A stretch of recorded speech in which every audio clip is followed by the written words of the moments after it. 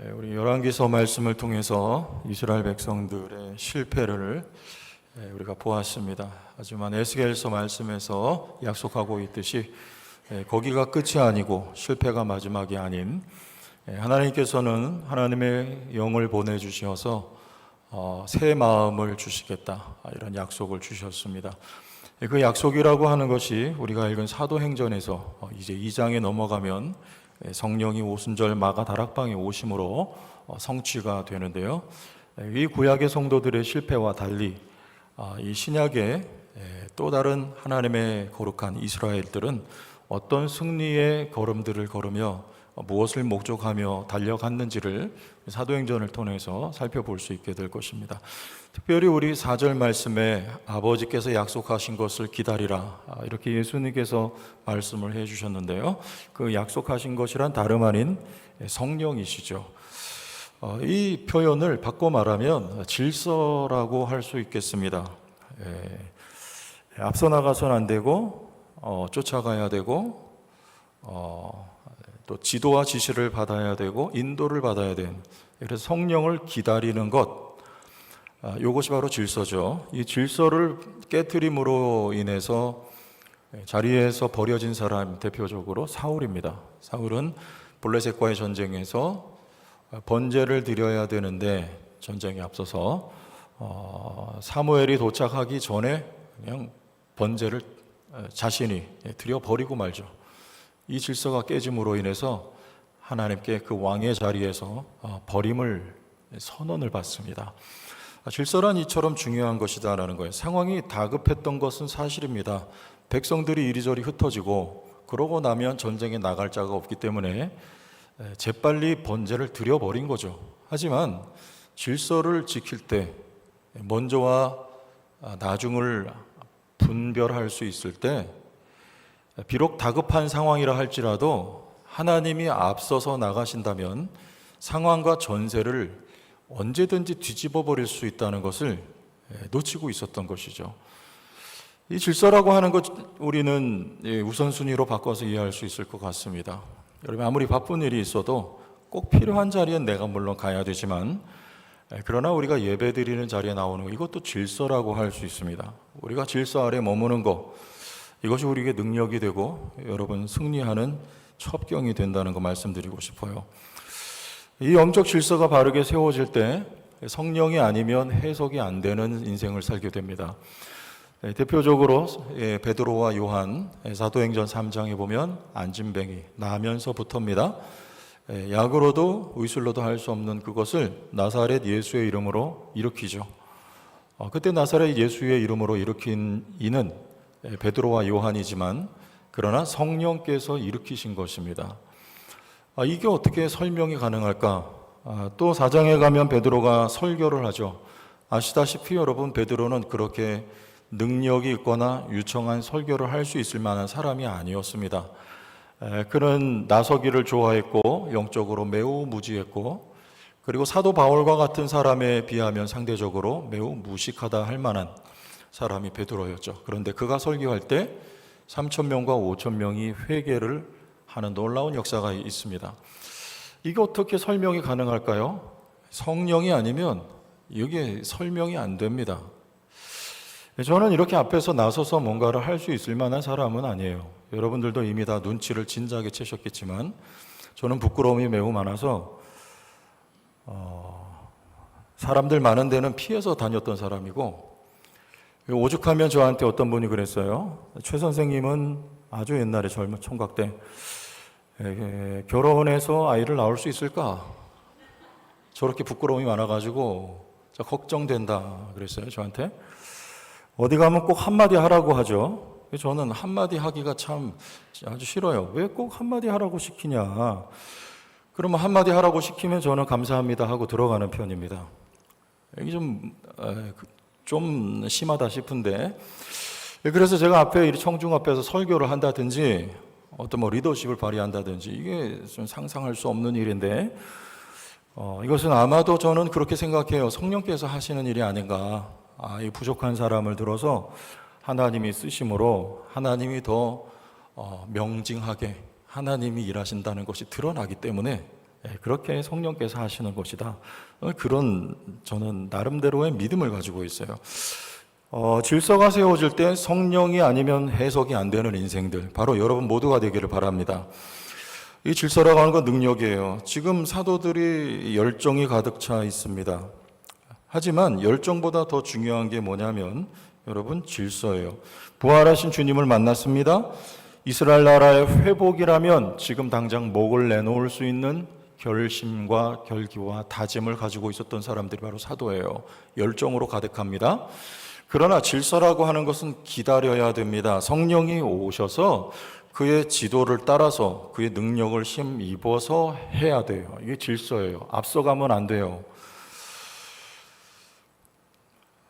왜냐하면 성령이 지혜와 능력과 부요와 축복의 진원지이기 때문에 그렇습니다.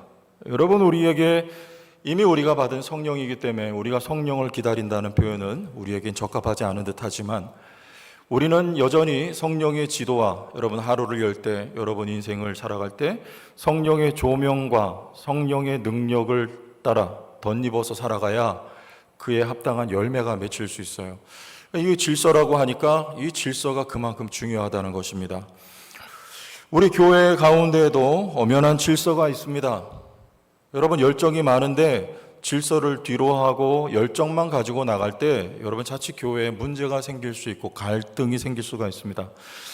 하지만 우리가 그보다 더 중요한 거, 내가 어떤 일을 성취하고 얼마큼 많은 일을 하는가 보다 그 열정보다는 질서에 순응할 때 그 질서 가운데 교회의 머리 되신 그리스도께서 교회를 인도하시는 이게 바로 능력이라 그 말이에요. 질서가 중요하다는 것입니다. 예를 들어서 사도행전 16장을 보면 여러분 아시다시피 바울은 누구보다도 열정의 사람이었습니다. 아시아로 가기 위해서 두 번째 전도여행이 부단히 애를 쓰지만 부단히 애를 썼어요. 하지만 성령께서 그 길을 막으시고 환상 중에 마게도냐로 와서 우리를 도우라는 지시를 받습니다. 그리고 당장 방향을 돌이켜서 아시아가 아닌 유럽을 향해서 발걸음을 돌이키죠.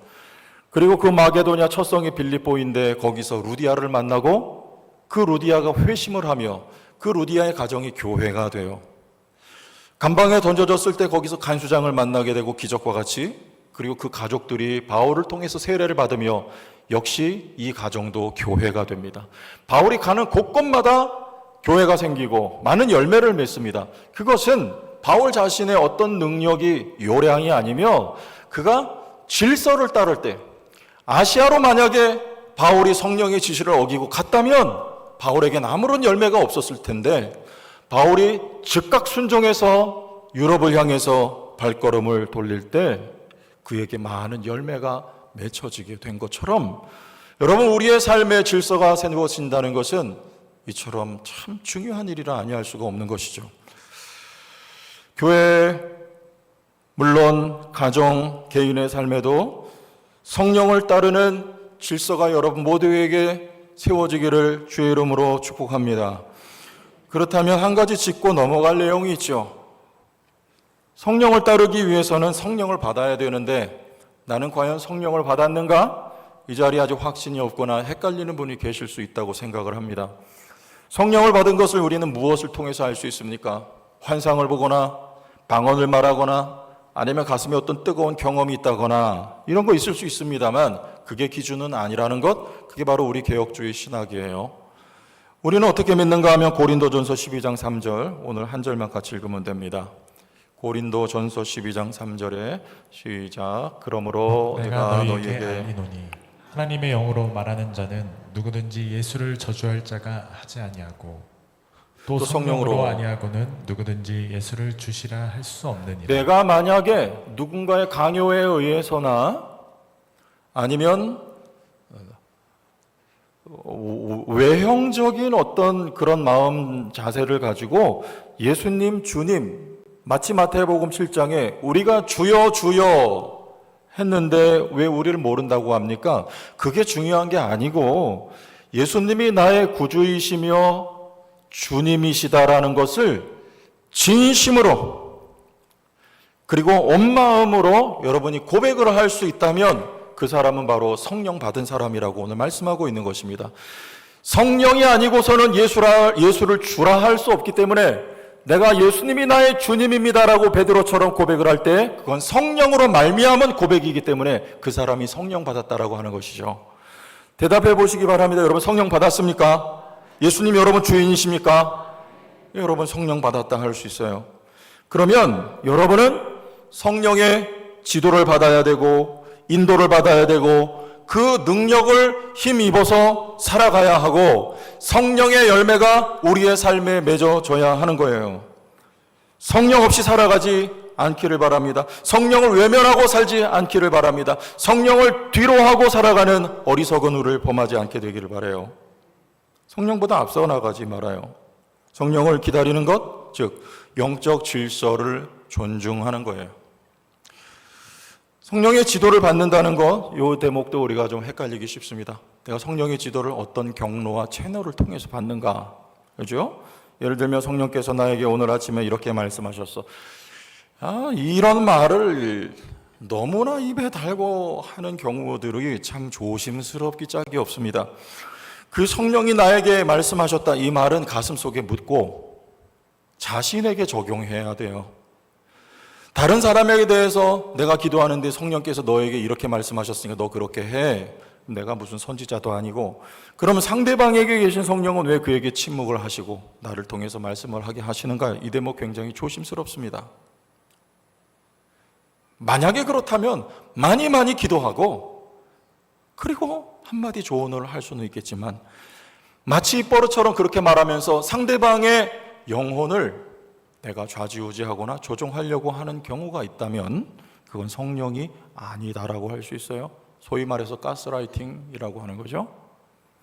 성령이 나에게 무슨 말씀을 하셨다고 하면 그것이 나의 회개, 나의 변화, 그리고 내가 깨지는 거. 여러분, 이게 성령의 열매예요. 성령이 여러분에게 말씀하셨다면 자신에게 먼저 적용을 해야 되는 거예요. 성령은 그래서 감동 주실 수 있습니다. 기도하다가 말씀 읽다가 감동받을 때가 있어요. 두려운 마음이 있다가 말씀을 대할 때 두려움이 물러갈 때가 있어요. 거쳐질 때가 있습니다. 다 성령의 역사예요. 그리고 기도하는 중에 어떤 생각이 떠오를 때가 있습니다. 소위 어떤 마음을 주시는 경우가 많이 있습니다. 그 부인하면 안 돼요. 그것에도 우리는 순종해야 됩니다. 누구에게 손을 내밀라고 성령이 감동 주실 때가 있습니다. 그러면 손을 내밀어야 돼요. 순종해야 돼요. 그래야 성령의 열매가 나타납니다. 그러나 이것은 주관적인 내적 조명이에요. 내가 그것을 받고 내가 그렇게 실천할 수 있어요. 누구에게나 다 그것이 해당되지는 않고 누구에게나 동일하게 어떤 교회에게나 똑같이 적용되는 성령의 뜻, 성령의 바람, 성령의 방향, 이거 바로 성경에 기록되어 있다는 것으로 우리는 이해를 해야 됩니다. 성경대로 하는 것이 성령님과 같은 걸음을 걷는 것이고 성령이 늘 감동 주시고 늘 깨닫게 하시고 늘 생각나게 하시면 좋은데 그렇지 않은 경우에라도 우리는 성경 말씀을 이미 계시된 말씀을 가지고 있기 때문에 성령은 이 성경과 함께 일하고 성경을 통해서 역사하시기 때문에 우리 성경대로 하는 것이 성령님과 같은 걸음을 걷는 것이고 성령의 지도를 받는 가장 확실한 길이라는 것을 우리가 한편 또 이해를 해야 돼요. 성령은 뭘 원하시는가? 이 말씀을 보면, 사도행전을 보면 특히 성령이 우리 이 시대의 교회를 통해서 무엇을 하기를 원하시는가?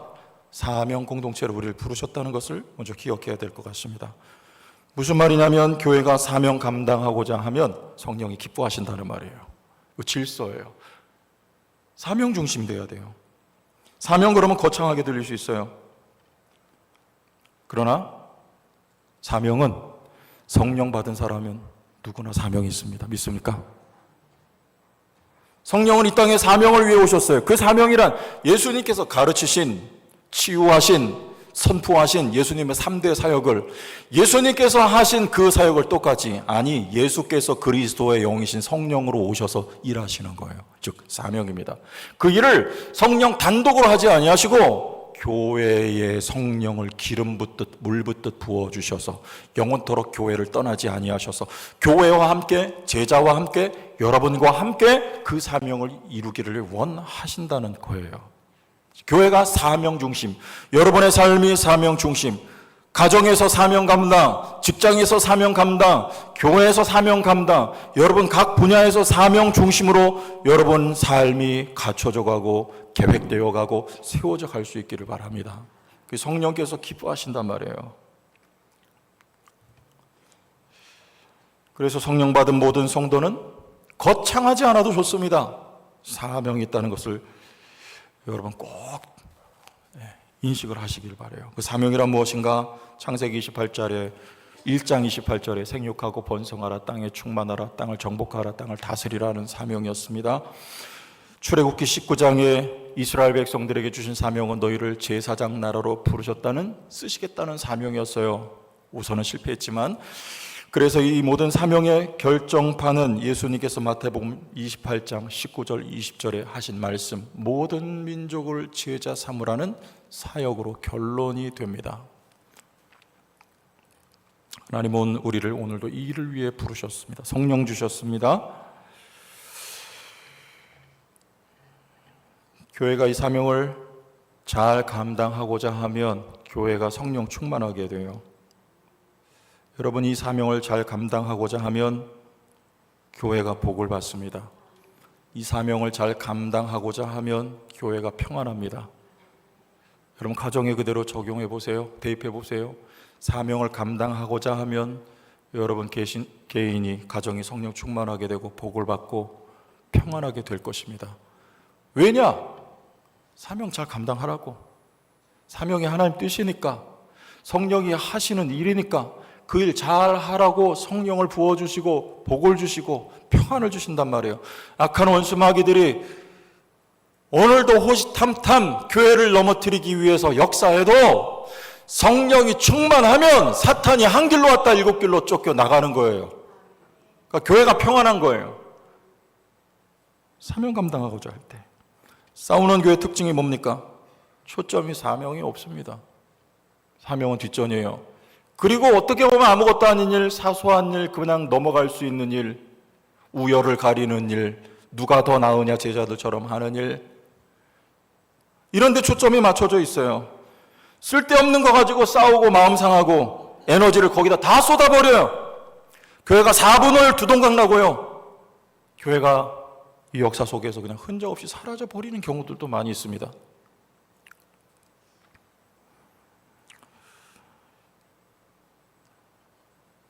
하지만 교회가 사명에 초점이 있을 때 여러분 교회는 건강하게 되는 거예요. 제가 아침마다 주일날 아침에 우리 각 목장별 VIP들을 위해서 기도합시다 하면 어떻게 보면 여러분 매주마다 그렇게 기도 제목을 던지면 식상할 수도 있을 것 같아요. 하지만 저는 해요. 왜? 우리 교회는 그게 사명이에요. 교회의 존재 목적이에요. 영혼을 구원해서 제자 만들어내야 되는 거, 예수님께서 모든 족속에게 복음을 전하며 제자를 삼으라고 말씀하신 사명이기 때문에 우리는 놓칠 수가 없고 최우선순위에 두어야 되는 거예요. 그래서 저는 그렇게 기도 제목을 던지는 거예요. 사명 감당을 원하시는 이유, 우리에게 사명을 맡기신 이유는요, 하나님이 피곤하거나 하나님이 부려먹을 사람이 필요해서가 아니고 여러분의 축복을 위해서예요. 우리에게 하나님 사명 주시고 내가 사명 감당할 때 복은 누가 받냐면 우리가 받아요. 제가 없어도, 여러분이 아니래도, 심지어는 우리 성도 교회가 아니더라도 하나님은 얼마든지 단독으로 홀로 하실 수가 있습니다. 땅끝까지 주의 복음 전할 수가 있고 그 영혼들을 다 건져내실 수가 있어요. 그러나 하나님이 우리에게 사명을 맡겨주신 이유는 우리의 복을 위해서예요. 그 복이란 게 뭐냐? 여러분, 질문 하나 던지겠습니다. 사명은 믿음이 다 자라고 완성돼서 감당합니까? 아니면 감당하면서 잘합니까? 대답해 보세요. 100점이에요. 어떻게 잘하세요? 누구한테 배우셨어요? 감당하면서 잘하는 거예요. 감당하면서 훈련되는 거예요. 감당하면서 내가 완성돼 가는 거예요. 그러니까 여러분, 사명 감당하는 건 나에게 큰 축복이란 말입니다. 사명이 힘들죠. 작은 거 하나라도 몇 번을 할 수 있어요. 그러나 그걸 꾸준히 하는 거, 성실하게 하는 거, 이거 어렵습니다. 목자 목료로 사명 감당하는 거 힘들어요. 근데 여러분 아세요? 힘이 안 들면 훈련이 돼요, 안 돼요? 안 돼요. 힘이 들면 훈련이 됩니까, 안 됩니까? 도망가고 싶어도 도망가도 갈 수가 없어요. 왜냐하면 사명 감당하라고 하나님이 그 자리에 묶어 놓으셨기 때문에 그래요. 왜냐하면 그 사명을 감당하면서 너도 잘하라는 하나님의 뜻이 있기 때문에 그렇습니다. 제가 군에 갔는데 군에 가기 전에는 행군하는 거 보면은 제가 경기도 고양시 일산에 살 때 20대 초반에 거기 백마부대 구사단이 있어요. 그 예비사단이고 훈련이 전문이에요. 그러니까 행군을 자주 합니다. 그는 어둑어둑할 때 저는 교회 분고차 타고 가면서 그들을 보면 낭만적으로 봤어요. 철모 쓰고 소총 메고 군장 메고 착착착착 걸어가는 거예요. 나도 군대 가면 저런 거 하겠지. 기대된다. 근데 제가 가는 데가 어디냐면 27사단에 거기에 예비사예요. 거기 행군 엄청 많이 하는 데로 유명하고 저희 교회도 거기 제대하신 선배님들이 꽤 계신 걸로 알고 있어요. 가서 행군을 해봤죠. 훈련소 가자마자 50km 행군하는데 구토가 나와요. 그렇게 낭만적으로 걷는 게 아니에요. 아시겠지만 속보예요. 그 뜨거운 여름에 속보로 산을 넘어야 되고 뜨거운 아스팔트 위를 걸어가야 돼요. 게다가 저는 박격포 제 주특기가 하여튼 참 더러운 거 죄송해요. 그거 지고 행군해야 돼요. 그 지고. 그러니까 참 진짜 탈영하고 싶어가지고 제가 목사님한테 편지 썼어요. 목사님 나 군종병으로 좀 데려가면 안 되겠냐고. 그랬더니 회신이 왔는데 너는 관심사병이다. 군종들한테 다 얘 잘 주시해서 잘 살펴라. 도망가고 싶은데 또 왜냐하면 저는 집 학교 교회 이거밖에 모르다가 거기 갔기 때문에 너무나 생소하고 적응이 안 되는 거예요. 그 사회가. 그런데 거기 하나님이 그러니까 여러분 그 훈련 과정을 잘 마치고 나니까 비로소 군인이 되고 남자가 되더라 그 말이에요. 사도 바울의 예를 보세요. 사명을 하나님 그에게 주셨는데 만만하지 않습니다. 넉넉하지 않아요. 밥 굶기를 밥 먹듯이 하고 매를 수도 없이 맞아야 되고 죽을 거리를 얼마나 많이 넘어야 되는지 모릅니다. 왜냐하면 사명을 통해서 사도 바울 자신도 훈련이 되는 거예요. 여러분 사명이 힘들고 어려운 거 당연한 겁니다. 쉬우면 훈련이 안 됩니다. 그러나 여러분들 그 사명을 감당하면서 여러분이 그리스도의 영적 강군으로 어떤 어려움과 어떤 환난과 어떤 위험 요소가 있어도 사명의 자리에서 뒤로 물러서지 않고 막아내고 감당해낼 수 있는 그리스도의 군사로 여러분들이 거듭나는 과정이에요. 사명 감당하면서 강하게 빚어져 간 거. 여러분 우리에게 축복이라 아니할 수 없는 거예요. 두 번째는 같은 맥락이겠지만 사명을 감당하면서 우리가 성장해요. 내년부터 우리 교회 1인 1사역 캠페인을 좀 해볼까 합니다. 왜냐하면 이 사역이 너무 많은 이들에게 집중이 되어 있어서 그것도 좀 곤란하다는 생각이 들어요. 사명도 좋지만 이게 좀 이렇게 나눠져야지 번아웃 됩니다. 탈진해요. 안 돼요 그렇게 하면. 그래서 한 분당 한 사역씩 이렇게 고르게 좀 할 수 있도록 그렇게 내년부터는 좀 우리가 하면 좋겠다. 이렇게 캠페인을 좀 하려고 합니다. 근데 이 모든 성도가 이렇게 할 때 예를 들면 우리 카리스 같은데 관리를 여러분 한 분한테 맡겼잖아요. 그랬더니 벌써 수년째 잘 감당하고 계신데 여러분 저기 누가 저렇게 커피를 채우나요? 누가 그렇게 좀 깔끔하게 합니까? 누가 이렇게 닦아요? 어느 날 닦는 거 보면은 이게 다 따라서 없어질 만큼 닦고 계신데 이것도 사명이에요? 이것도 사역입니까? 하찮은 거 아니에요? 그걸 그렇게 성실하게 할 이유와 가치가 있습니까? 제가 자랑이 아니에요. 저는 아까도 말씀드렸지만 예수님 말고 자랑할 게 별반 없는 사람이에요. 저 고등학교 때 주말에 교회 가서 뭐 할 게 없나 청소라도 해볼까 했는데 당시에 25살 먹은 청년 형님이 교회 청소를 도맡아 했어요. 이렇게 넓은 공간은 아니고 개척교회였기 때문에 한 30평 정도 되는 개척교회. 그러다가 이 형님이 이제 교회를 시험 들어서 떠나게 되고 저는 그 앞에 뭘 했냐면 그 형님이 청소를 하기 때문에 강대상은 안 닦더라고. 이 형이 보니까 나 강대상 닦아야 되겠다. 고등학교 2학년 때 제가 왁스를 하나 사다가 또 이 면포를 사다가 강대상을 매주 토요일마다 닦았어요. 이 강대상 새 거라서 안 닦아도 되는 줄 알고 계신데 닦으세요, 누가. 근데 이 형님이 교회를 떠나고 나자 이제 잘 됐다, 내가 교회 청소 맡아서 해야 되겠다. 매주마다 학교 끝나면 토요일 날 교회 가서 라면 3개 끓여 먹고 저녁 9시까지 청소하고 그러게 집에 왔어요. 여러분, 이것도 사명 감당이에요? 이것도 사역입니까? 이거 그냥 저기 사찰 집사님들 시키면 되는 거 아니에요? 그런데 여러분, 제 말이 일리가 있는 게 뭐냐? 제가 겪어보고, 물론 주관적일 수 있습니다만 성경에서 뭐라고 말씀하셨냐면 작은 일에 충성되면 큰 일에도 충성돼요. 하나님이 작은 일 충성하면 큰 일을 맡긴다 안 맡긴다? 하나님이 뭘 보고 큰 일을 맡깁니까?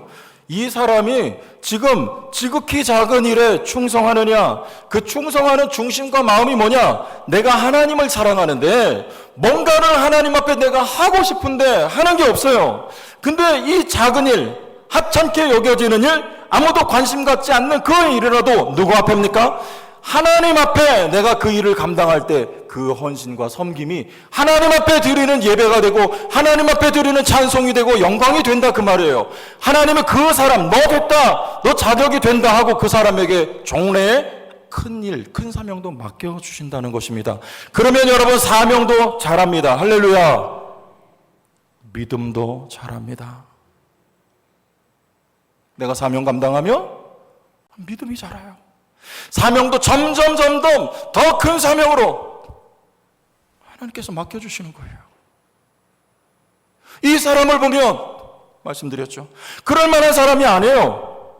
이 자리에 있을 사람이 아니에요. 이런 사명 감당할 만한 제목도 도량도 인물도 아닌 것 같아요. 그런데 그 지극히 작은 일에 충성하면 하나님이 그 사람을 쓰신단 말이에요. 능력은 하나님께 있어요. 권능과 축복의 권세도 권위도 주권도 하나님께 있어요. 하나님이 옮겨 놓으시면, 하나님이 일을 맡기시면, 하나님이 쓰시면 대적할 리가 없고, 그 작은 자를 통해서도 하나님은 큰 일을 이루실 수 있기 때문에 하나님께 내게 맡겨주신 작은 일을 사명으로 여기고 사역으로 여기고 힘들어도 성실하게 묵묵하게 감당한다면 여러분이 훈련되고 여러분의 믿음이 사명 감당하면서 쑥쑥 자라는 줄로 믿으시기를 바랍니다. 감당하면서 자라요. 우리 목자 목녀들이 더운 여름에 수고가 많아요. 방학 안 하느냐? 방학이 어디 있어요? 교회가 방학하는 거 봤어요? 교회가 여름방학 합니까? 목장은 교회예요. 그러면 난 어떡하라고? 이 무더운 여름에 계속 이 밥을 하라고? 여러분, 제가 볼 때 믿음이 가장 쑥쑥 자랄 수 있을 지금 조건이 된 사람 누군지 아세요? 목자 목녀예요. 섬기면서 자라는 거예요. 힘들죠? 섬기면서 훈련돼요. 수고와 땀과 에너지와 마음과 그 이상 많은 것이 들어가죠. 그러나 섬기면서 사명 감당하면서 힘들어도 뒤로 물러서지 않고 그 자리에서 사명 감당하면서 이 작은 일, 아무도 눈여겨보지 않는 일, 부엌에서 때로는 눈물을 훔치며 땀을 쏟아내며 감당해야 되는 이 일이라도 그 일을 내가 감당하면서 내 믿음이 누구보다 더 잘 자라게 되는 거예요. 목자 목녀 믿으시면 아멘.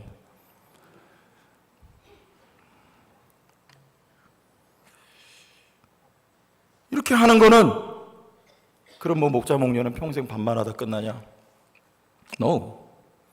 예수님께서 제자들의 발을 씻어주신 것은요, 뭡니까? 너희도 가서 이와 같이 하라. 눈치가 빠르면 눈치를 빨리 채셔야죠. 목자 목녀가 그렇게 섬기는 것은요, 여러분도 가서 이와 같이 하라는 거예요. 맨날 목자 목녀한테만 이거 밥하게 만들지 말고 성경적인 건 우리 사도행전 공부하면 나옵니다. 각 집 돌아가면서 모였어요. 교회가 돌아가면서 섬길 수 있고, 나도 한번 섬겨보자는 마음이 있다면, 성령께서 그런 섬김의 마음을 주셨다면 여러분 가정에서 목자 목녀 모셔서 불러다가 섬기세요. 섬기면서 자라는 거예요. 이 잘할 수 있는 축복의 시간, 기회를 여러분 놓치지 않기를 바라요. 돌아가면서 서로 섬겨야지. 그래야 목자 목녀도 힘을 내고 지속하기가 용이하지 않겠어요? 그래야 교회가 건강해지고, 그래야 그 아름다운 공동체의 작은 교회 목장에 성령께서 기름 부어주시고 축복 두 손 들어 해주셔서 그 목장이 복을 받고, 목장에 있는 모든 목원들이 축복을 받고 본을 받고 닮아서 섬기는 목장이 되어서 모두가 다 믿음이 자라고 강력한 그리스도의 군사들이 목장 안에서 길러지지 않겠느냐, 그 말입니다. 믿습니까?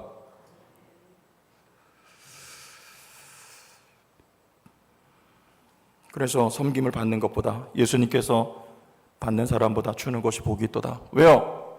받으면 믿음이 안 자라요. 주면, 섬기면 내가 복이 돼요. 내가 믿음이 자라요. 내 마음이 행복해요. 내가 감사해요. 내 영혼이 잘 되고 몸도 건강해지고 범사가 잘 되는 축복이 내가 섬길 때, 나눠줄 때 있는 거예요. 나에게 오는 거예요.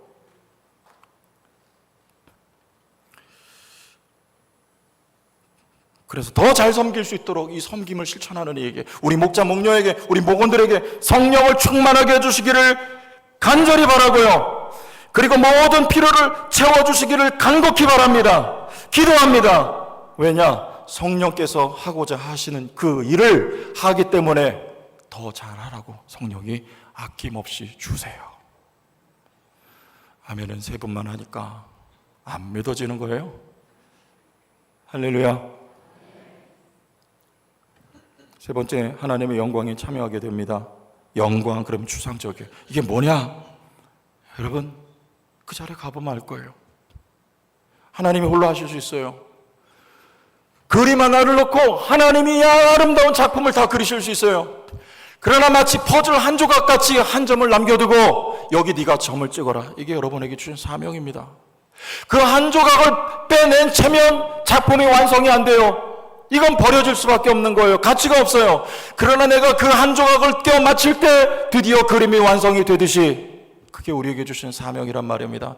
하나님은 홀로 하기를 원치 아니하십니다. 홀로 영광을 누리기를 원치 아니하십니다. 홀로 복을, 하나님은 그런 건 없어요. 하나님은 사랑의 하나님이시기 때문에 자신에게 있는 것을 나눠주기를 기뻐하시는 하나님이, 자신의 영광을 우리에게 나눠주시기를 기뻐하시는 하나님, 온 땅이 그 영광으로 충만하게 되기를 원하시는 하나님께서 우리를 사명의 자리로 부르셔서 이 퍼즐 한 조각 네가 맞춰라, 끼워라.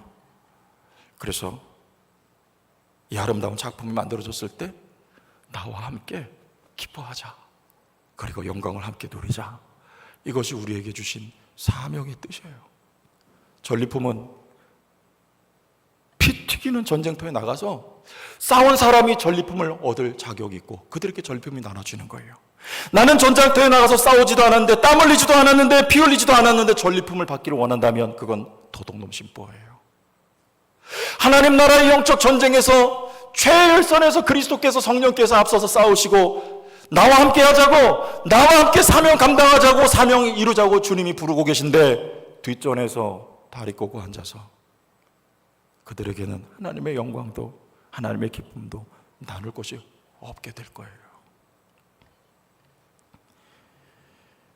우리에게 주신 사명은 하나님의 영광에 초대하신 하나님의 부르심. 무슨 말이에요? 사명은 나를 위한 거예요. 우리 교회에 주신 사명, 우리 교회를 향한 하나님의 축복인 줄로 믿으시길 바랍니다. 여기 주보에 보면 많은 선교사님들 우리가 후원하고 있는데 선교사님들 오실 때마다 놀라요. 어떻게 이렇게 할 수가 있느냐? 하나님이 우리 교회에 주신 사명이에요.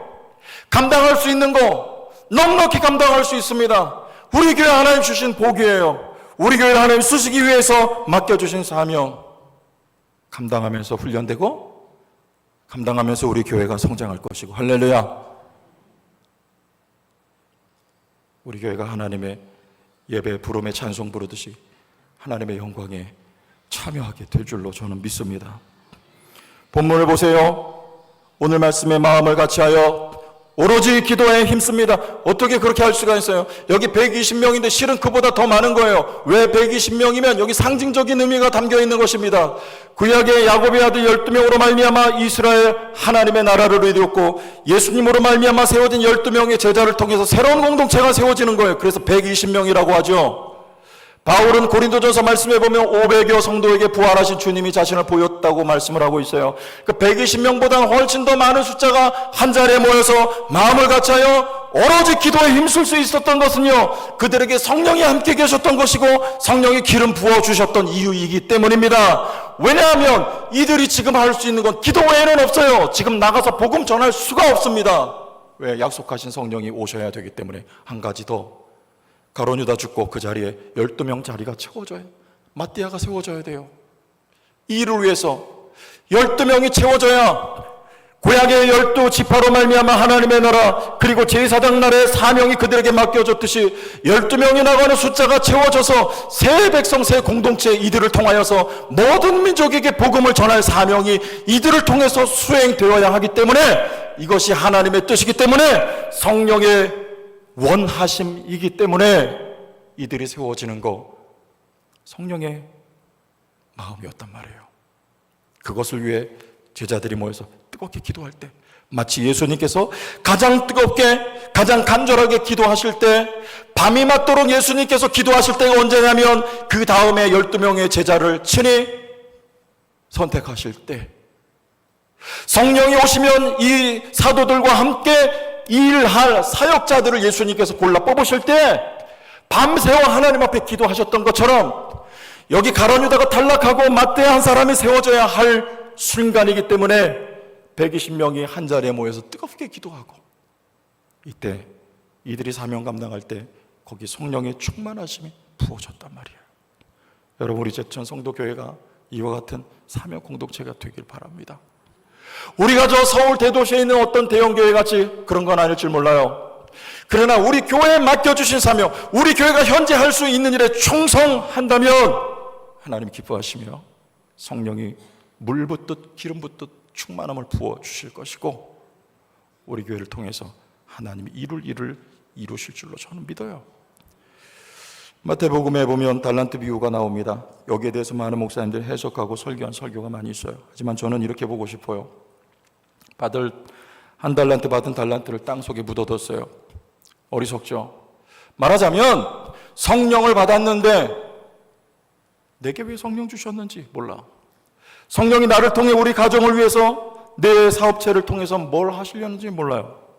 허비하는 거예요. 그냥 그렇게 살다가 하나님 앞에 가는 거예요. 이거 달란트를 땅속에 파묻는 거예요. 그러나 2달란트, 5달란트 받은 이는요, 알아요.